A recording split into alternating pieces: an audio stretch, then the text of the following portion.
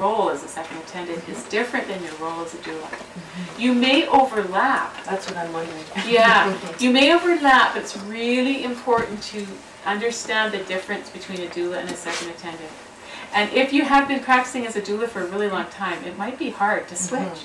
You know what I mean? Because you're so used to that woman and her needs and her emotional needs, her physical needs. Those are number one.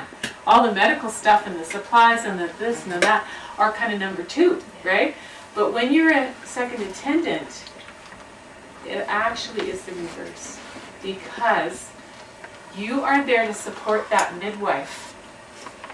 You're still honoring that woman, but technically you're more there for the midwife, to be her assistant.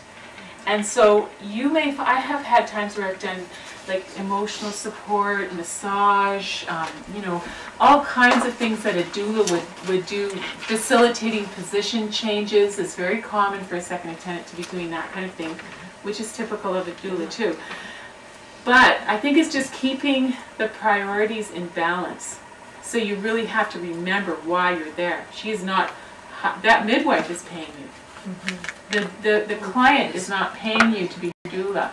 So it's really important just to keep that differentiation there.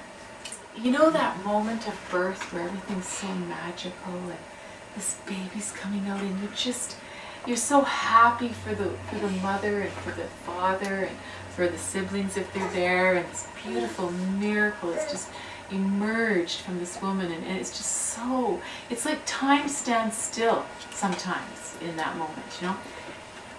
And so do assistants. Very annoying. And it's because it's this enamor, it's this really euphoric kind of energy, and you just kind of get drawn in, and then you forget what you're supposed to do. You haven't taken any notes. You didn't even know what time the head was born or what time the baby was born, or you forgot to get, you know, and it happens. You just have to be really mindful. It's a different place though, because when you're a doula, you can kind of almost do that. You're still, you know, assessing whether the woman maybe needs a drink or wanting to give them space or backing up so the father can come in. And there's all these things that you'd be doing if you're a doula. But as a doula, you can kind of get into that birth energy.